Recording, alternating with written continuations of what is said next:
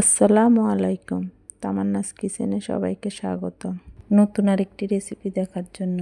বাজারে এখন টমেটো অনেক কম দামে পাওয়া যায়। 1 কেজি মাত্র 15 থেকে 20 টাকা।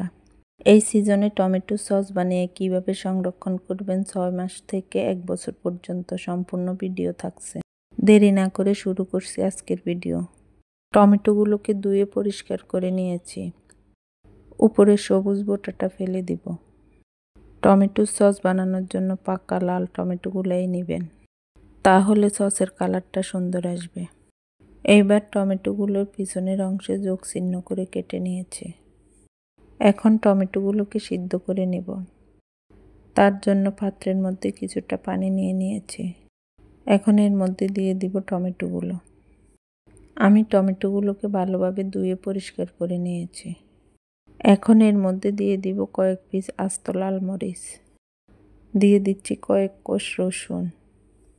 আমি এখানে কাঁচা লাল মরিচটা দিয়েছি, আপনারা চাইলে শুকনোটাও দিতে পারেন, কোনো সমস্যা হবে না, তবে কাঁচাটা দিলে সসের ফ্লেভারটা ভালো আসে।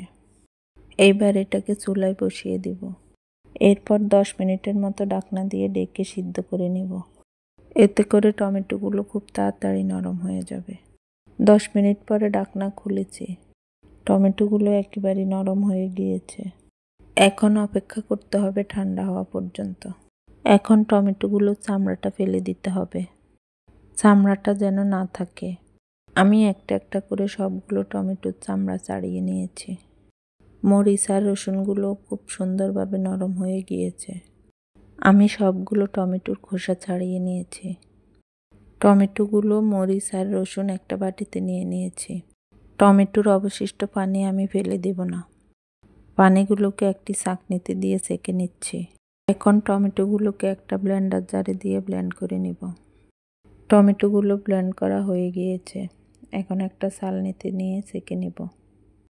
টমেটোর পেস্টটাকে খুব ভালোভাবে ছেঁকে নিতে হবে যেন কোনো রকম বিচি না থাকে। এবার বিচিগুলোকে ফেলে দিব।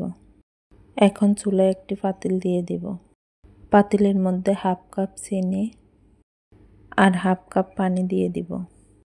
এখন এই চিনির সাথে দিয়ে দিব 2-3টা এলাচ আর 2-3টা তেজপাতা, আর দিয়ে দিচ্ছি কিছুটা কালো গোলমরিচের গুঁড়া, আর দিয়ে দিচ্ছি স্বাদ মতো লবণ।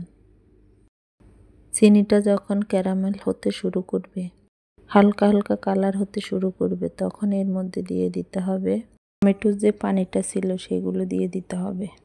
পানিটা দেওয়ার পর ক্যারামেলটা শক্ত হয়ে যাবে। কিছুক্ষণ পর এটা আবার গলে যাবে। এখন এর মধ্যে দিয়ে দিব ভিনেগার। সসের মধ্যে ভিনেগারটা দিলে সস অনেক দিন ভালো থাকে। এইবার সব কিছু নেড়েচেড়ে মিশিয়ে নেব। এখন এর মধ্যে দিয়ে দিব কিছুটা গুঁড়া মরিচ। মরিচটা অবশ্যই বুঝিয়ে দিবেন, কারণ আগে কাঁচা মরিচ দেওয়া ছিল। এখন দিয়ে দিব ব্লেন্ড করে রাখা টমেটোগুলো, দিয়ে সব কিছু আবারও ভালোভাবে মিশিয়ে নেব। যখনই টমেটোর সস তৈরি করবেন, একটা ব্যাপার খুবই খেয়াল রাখবেন, সেটা হচ্ছে টমেটোর সস যখন লো হিটে রেখে দিবেন, 7-8 মিনিট পর দেখবেন সসের চারপাশে ফেনা উঠতেছে। তখন একটা চামচ দিয়ে ফেনাগুলোকে তুলে নেবেন। এটা কোনোভাবেই রাখা যাবে না, কারণ এই ফেনাগুলোর কারণে সসের কালারটা নষ্ট হয়ে যায়। খেয়াল রাখবেন যেন একটু ফেনাও সসের মধ্যে না থাকে। এই ফেনাগুলো থাকলে সসের কালার বেশি দিন ভালো থাকে না। আপনারা যদি সুন্দর বাজার থেকে কিনা সসের কালার আনতে চান, সেই ক্ষেত্রে এখানে সামান্য পরিমাণ ফুড কালার দিতে পারেন। আমি যেহেতু বাসায় খাবো, আমি আর কালার ব্যবহার করব না। এমনিতেই সসের মধ্যে অনেক সুন্দর কালার চলে আসবে। এখন আমি 2 টেবিল চামচ কর্নফ্লাওয়ার 2 টেবিল চামচ পানি দিয়ে গুলিয়ে নেব। কর্নফ্লাওয়ার যখন সসে অ্যাড করবেন তখন চুলার হিট বাড়িয়ে নেবেন।